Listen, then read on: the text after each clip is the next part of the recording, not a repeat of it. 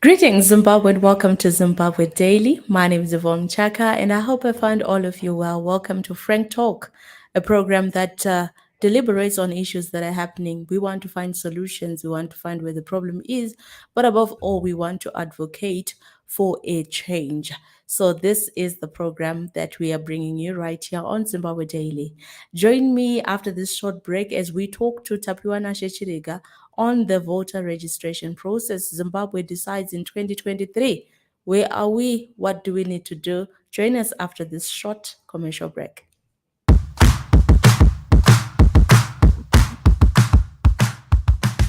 My name is Alan Chipoy and I'm here talking about voter registration. My name is McDonald Kumbera Mnyoro and I work with the National Association of Youth Organizations, NAYO.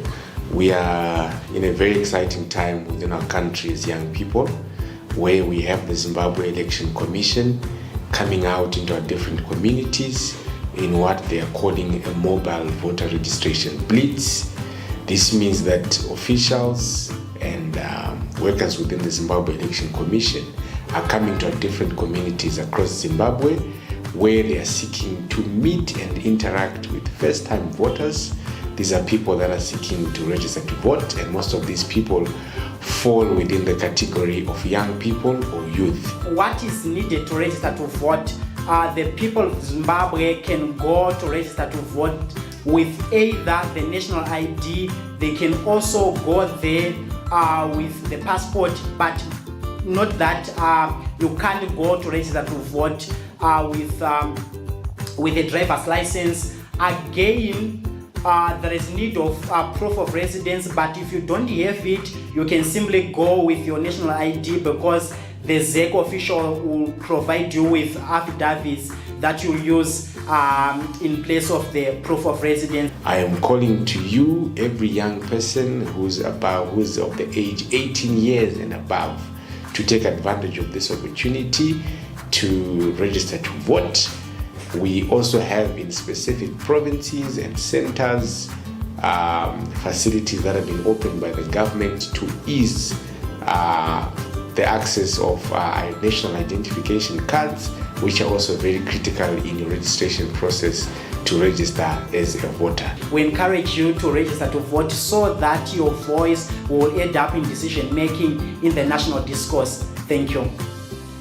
Check our social media handles as NAYO, at NAYO Zimbabwe, at Leave No Youth Behind, or hashtag Leave No Youth Behind, and know the nearest center that is to your place or your house or your neighborhood, and take advantage and register today.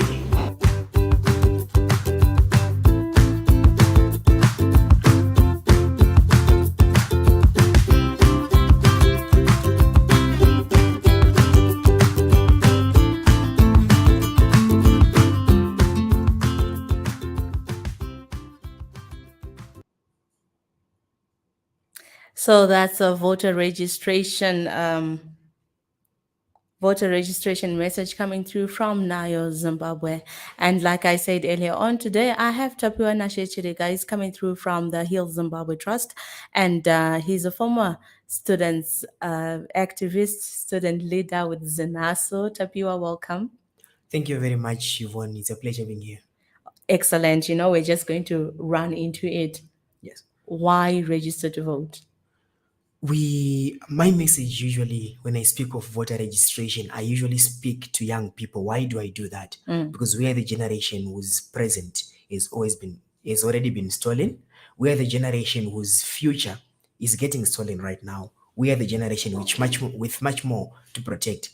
But most importantly, it is the basis of the foundation of a social contract. So the moment you register to vote, you are signaling your intention to make sure that you are part of the people who form the social contract between the governing and the governed. And in the end, you have a say on how you want Zimbabwe to be governed. You have a say in terms of how you want Zimbabwe to be governed.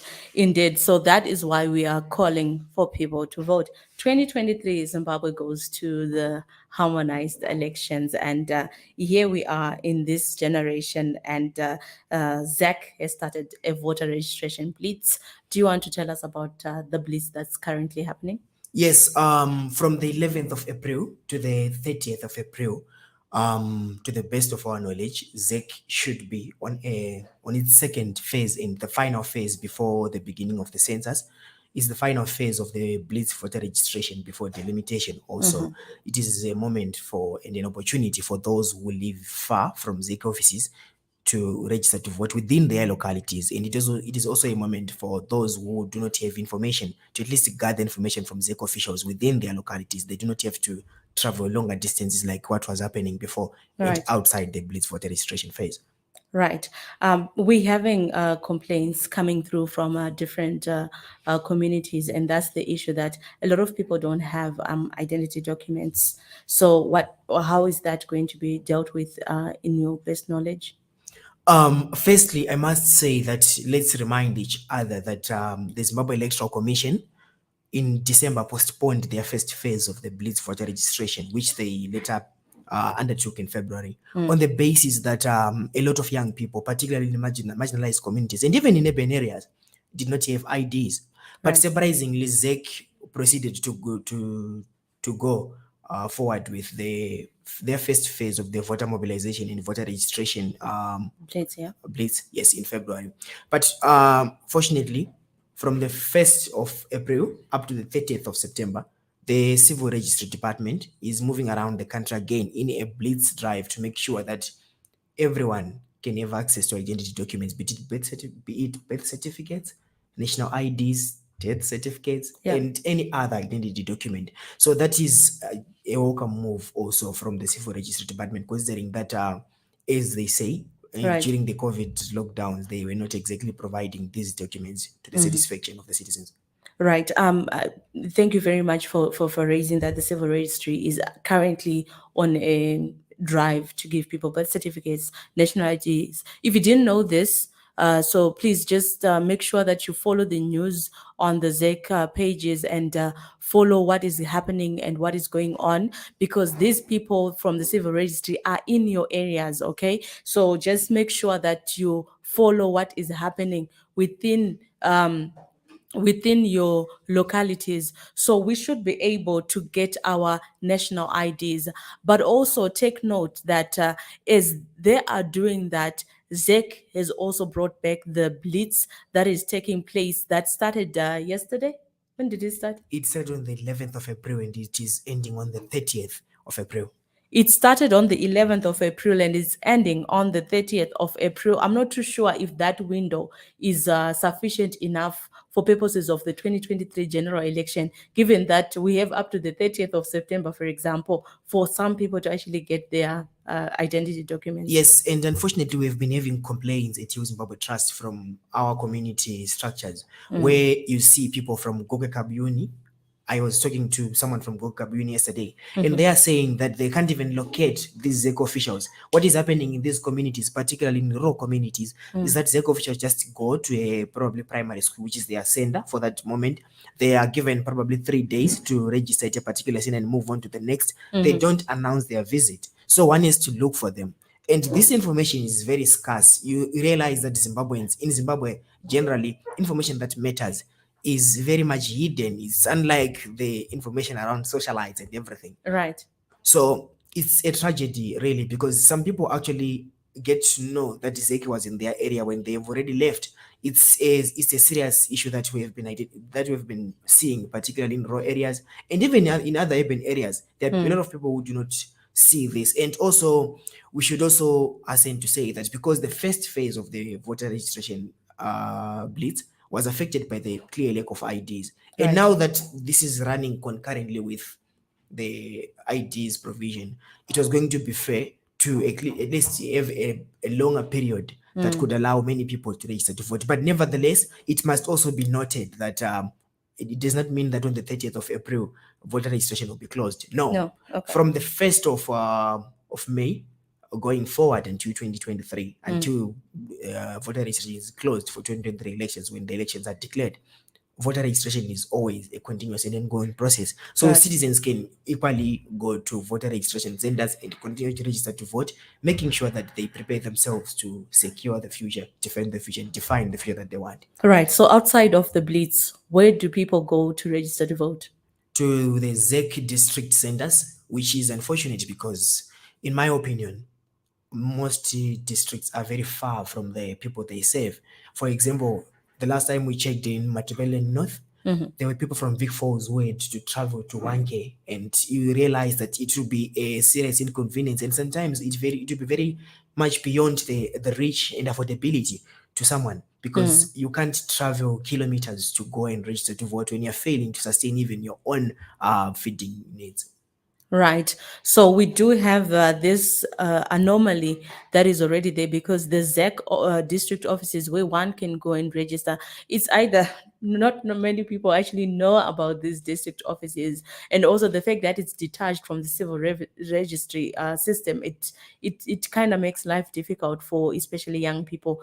And speaking of young people, I want to come to that because I think that's the generation that's not actually registering to vote. And I see a lot of young people coming up with these messages to say, young people, let's go and register to vote. But why are young people not registering to vote, Tapiwa? I must say that we're a generation that has been immobilized, demobilized, and demoralized from voting. We are living in an economy that discourages people from participating in decision making. Why? Because when there is serious poverty, when there is a large schism and a wide gap between the rich and the poor, we live in a capitalist society where each man has to cater and fend for themselves. And in the end, nobody cares about the collective future of our generation. Nobody cares about the collective future of Zimbabwe. In the end, people end up just caring about whether or not they can be able to afford the next meal. So, in as far as posterity is concerned, we are a generation that is starved of information as far as what could solve this country's problems. Right. So poverty has made sure that young people care only. Imagine a young person who is hustling in the streets. Imagine a young person who does not even know where they can get their next meal. A young person who does not even know where they can get their tuition for next semester. Right. If they do not get the correct information, if they do not get the right information, and if they do not get inspired to know that voting actually changes the course of their future and the course of the history of this country, it is difficult for them to go and register. So that is the fundamental reason why young people are not registering to vote. They've been demobilized by the economy. They've been demobilized by poverty. And that is how dictators work. Because they make sure that people are poor, and they spend more time looking in the immediate future instead of looking in the broader and Long time, the bigger picture. yes, We don't have that. we don't look We at that. also have this microwave generation. Even if it comes to prayers at church, for example, young people, they want to fire, and we all go into in the huddle where there's a power being showcased. Now, when it comes to the whole voting system, you've talked about young people being demobilized, being immobilized, and you talked about them having to focus on other issues other than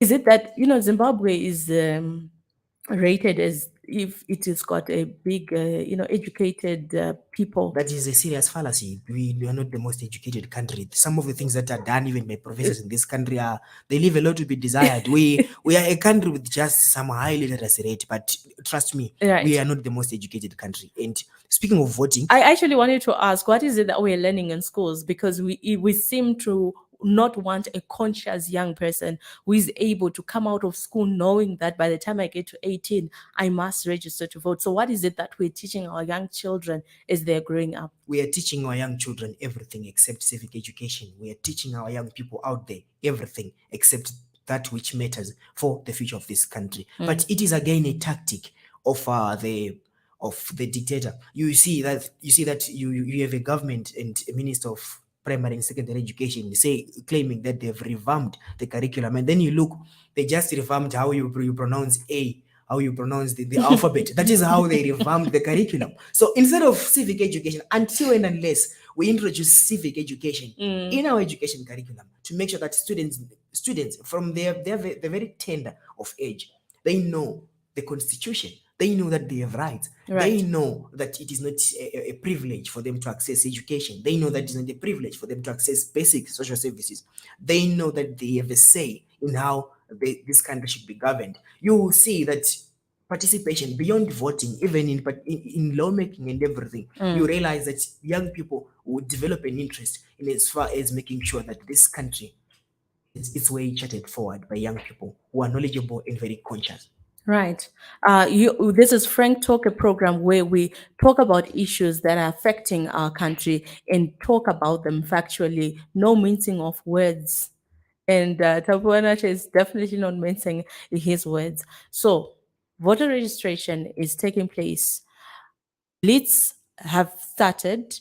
The civil registry is giving you your birth certificate, your national ID documents, um, death certificates for those relatives who have departed, but you don't have the copies. So feel free to go to those centers. It's published in the local media. So just make sure that you're following, even on the websites, on government websites, and you'll be able to get this information. So you know that in your area, these people are at different places. If you don't know, just check with the local clinic, just check with the local community hall, just check at the local district centers, and there we have this information right on their fingertips. And it is important that you get yourself registered within the national registry. But also, further to that, make sure that once you get your national ID, you go and register to vote.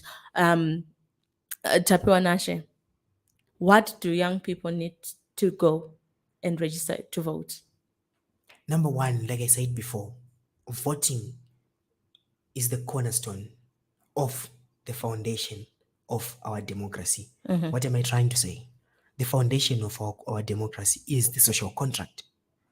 And voting itself is the chief cornerstone in that foundation. All right. So it establishes the relationship between the governing and the governed to make sure that the governing know that these people who are running this country at any particular time, Have our mandate. they have a popular mandate, Right. and they have a job. They are employed by the people of Zimbabwe. So that is the contract of employment to make things maybe simpler. That is the contract of employment, the social contract that exists between the governing and the governed. So that is the only time, that is the biggest opportunity a citizen can have in as far as making sure that number one, they have access to social services. Number two, they have a government that cares more about their welfare more than maybe waging warfare against citizens. The young people, Tapio, are saying, what's the point of myself going to stand in a queue to register to vote and vote when my vote is not going to count? Every vote. That's the attitude of Yes, the young people. of course. Even those who haven't voted, they say, my vote, what does it change? Of course, you know, there have been allegations of rigging and election manipulation. Right. Numbers, the manipulation of numbers, and as far as our electoral system is concerned, you cannot brush those away. You cannot just ignore them. But you realize that rigging should it be there. It can be countered by making sure that you vote in numbers. Actually, there is a point in voting in numbers, and there is no other way unless if the person is another alternative of changing governments, or of at least making sure that they have their say. Because democracy, what happens with democracy, particularly our electoral system, Right. is that it cares less about low voter turnout. It counts the votes that are cast. Right. So you can complain and say you want this, you want to be your president tomorrow, and not vote and say that no, but Tapio will be Give me zeros. Yes, but but you see, Yeah. as long as you still want to be president and you're sleeping in At your home, house comfortably, or very uncomfortably in your very uncomfortable bed at home, with the blessing of an empty stomach, of course, Right. and you think that your one can become your president when you're sleeping, it does not happen like that. And it is an expression that is the highest form of freedom of expression that we have in this country, making sure that you chart the way this country can go. But I must re-emphasize this point. Right. Any allegations of rigging, if rigging is to happen, it can only be countered by a higher turnout. Right. there is precedence all over Africa of regimes that were rigging votes, rigging elections. But when young people came out in their numbers and made sure that they voted, Right. it did not matter that the dictator tried to manipulate the election. Still, the will of the people will still prevail if they do so in numbers. Just to mention that the moment everyone complains and no one goes to vote, We are sometimes arming the system. you are arming the system. In 2018, only 60% of registered voters in Harare voted. Right now, as per March 2022, By election, yeah? yes, there were 5,600,000 plus voters in Zimbabwe, which is actually a lesser number than what happened in 2018. So the apathy itself is worrisome, considering that there were more than 6 million voters in 2013. Right. So the moment you start complaining and thinking that complaining will bring us the change that we desire and seek, there is no one we're fixing. We're fixing ourselves. Right, Tapiwa, thank you so much for raising those issues. Now, I want to come to, the argument that young people are making, which can also be credible, if I can say, if our institutions that are supposed to run elections, for example, are compromised the way that we are seeing right now, what's the point of participating in a flawed process, for example? I must say that this is fact, that the credibility of ZEC and the competence of the Zimbabwe Electoral Commission to run a free, fair, and credible election is very much questionable, if not far below expected standards. But that should not stop anyone from voting. Like I said before, the only way to conquer and counter vote rigging is a higher turnout. Now, I will have to ask you a question. Let's say ZEC But if reforms. it takes them, Let's say 2 weeks for them to count 6 million, now if 15 million if 12 million come out and say we are voting, Yes. 7 million ZANU-PF, 6 million MDC, 6 million Triple C, and all those people were calling for all those numbers. Yes. So let's just say, for argument's sake, 10 million people turn out to vote. Are we going to have the results?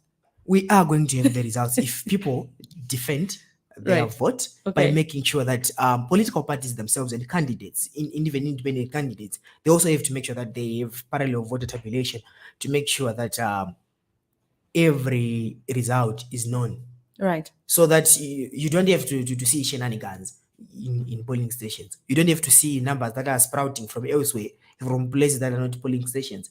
So if every citizen is concerned about the sanctity of their vote, Right. about the sanctity and how precious their voice is as expressed in the ballot, they have to make sure that they protect that, and they have to make sure that they guard jealously their democracy, they guard jealously their vote. It is very much possible, but I must also reinforce the idea that ZEC today is not fit to run a credible election. But I had a question for you. I'm sorry, I was supposed to be answering the questions, but Right. I'll ask one question now. Let's say ZEC reforms tomorrow, and you were whining and crying that I will not register to vote because ZEC is unfair. What if it becomes fair tomorrow morning? What Is it happens? not better that as we fight for reforms within ZEC and other independent institutions, we continue to register to vote? Right. So that if we are to achieve the reforms that we want, they will find us prepared adequately to also vote. Because imagine you were crying that ZEC is not reformed, Right. and they wake up reformed tomorrow by some miracle or by citizens' pressure, and you are not registered to vote. Does that change anything? It Right. won't. Excellent. Right. I want to talk about the political violence. I know as Heal Zimbabwe, you've worked around communities trying to build social cohesion and stuff.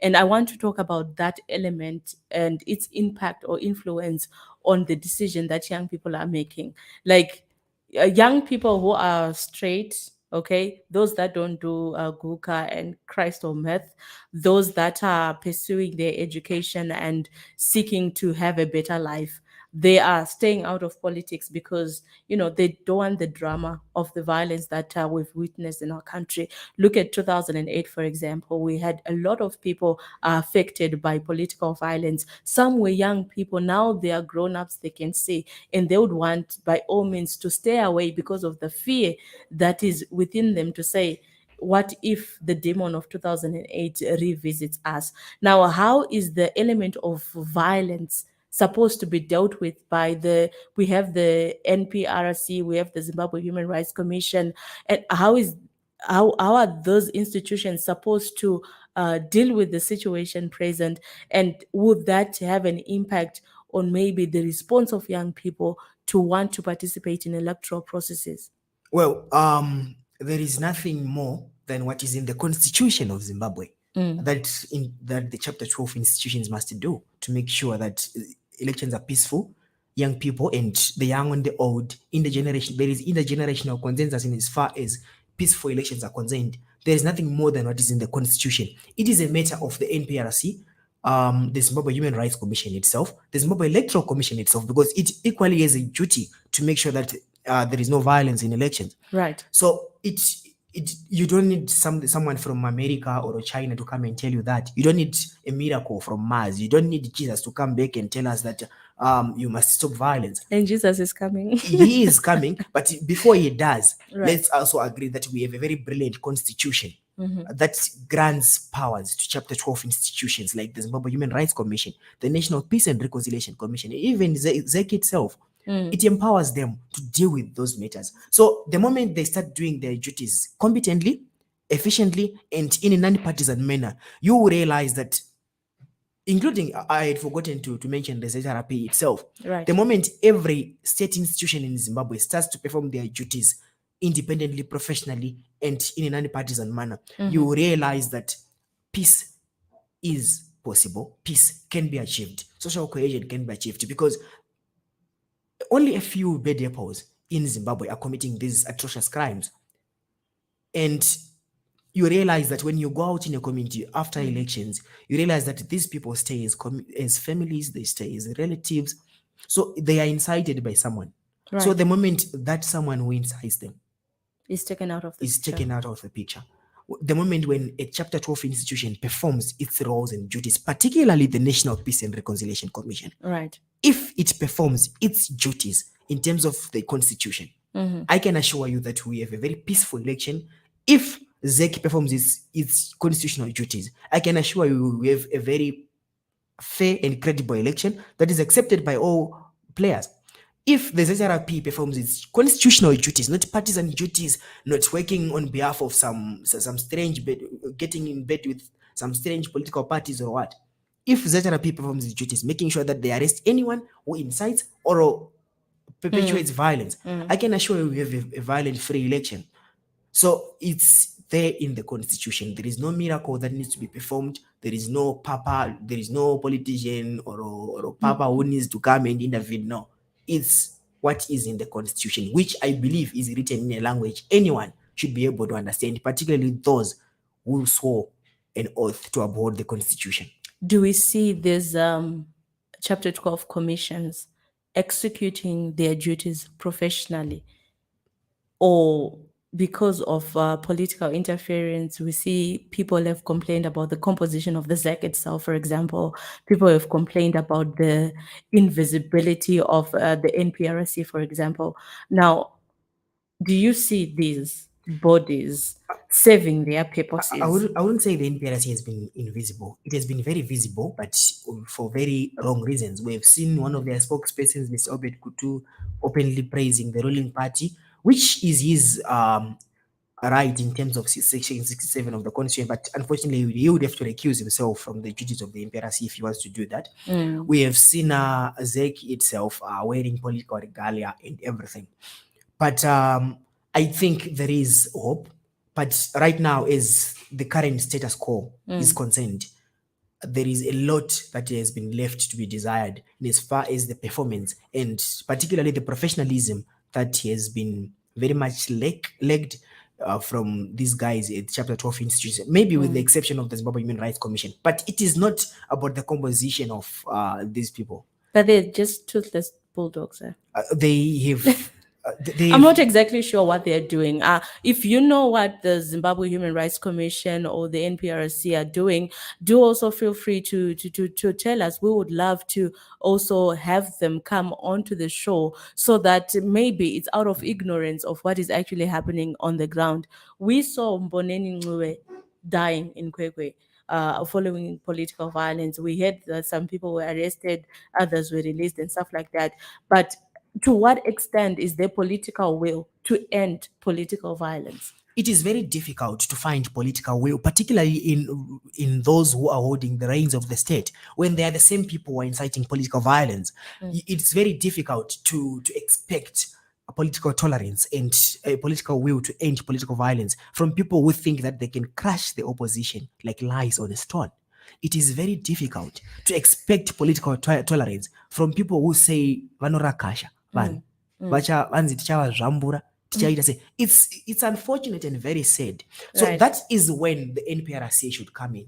That is when the Zimbabwe Human Rights Commission should come in. They should be able to call the president, the vice president, the leaders of the opposition, MPs, ministers, and anyone who deems themselves powerful to order. They should be called to order by these Right. commissions. These commissions should stand for the truth, should make sure that they stand for justice. They should make sure that they also stand for reconciliation Right. and an honest conversation between the victims and the perpetrators of political violence. Right. Thank you so much. Lloyd Mukompa says powerful words, young man. We love it. Thank you so much, Lloyd, for coming through. We also have Brian Phillips saying youth register to vote and stop taking drugs. Definitely, young people, we need to start participating in issues of national interest, because if we take drugs, we are simply destroying our future. We're destroying even the generation that is to come. So thank you so much, Brian, for that comment. And Simon Mabaso says ZANU-PF must be out if we are to see change in Zimbabwe. ZANU-PF must be out if we are to see change in Zimbabwe. Is it ZANU-PF the party or ZANU-PF the spirit? That is the question. Because can we really do away with these political parties, for example? It is more than the individuals Right. that are there. I always say that Robert Mugabe is alive and is running this country today. Why do I say that?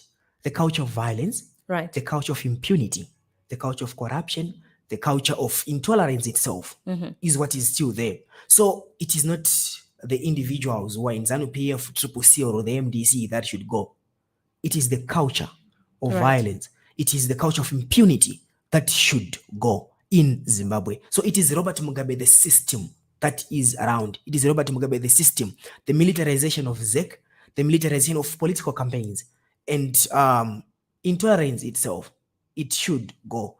That moment when Robert Mugabe finally rests, that is when peace shall be achieved. Thank you so much, Tapiwanashe, and your parting shots as we end this program to the young people out there. Thank you, Yvonne. I must say that voter registration and the casting of a ballot itself, you are not doing it for your favorite political party, whatever it is. You are doing it for posterity. You are doing it for this country. You are doing it for yourself. So it is for our collective benefit. It is for our collective future. So register to vote. Go out and vote in 2023 and make sure that you define, defend, and secure the future that you want, the Zimbabwe that you desire, and the Zimbabwe that you so deserve.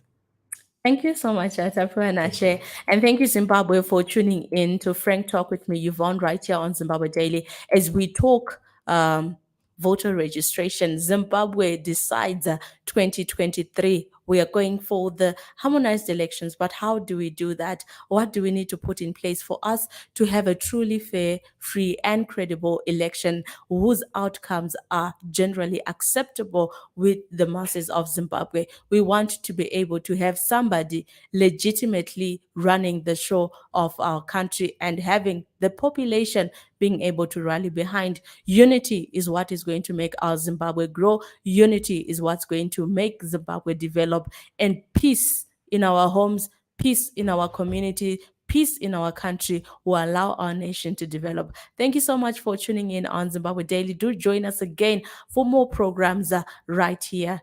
Thank you so much and have yourselves a wonderful rest of day.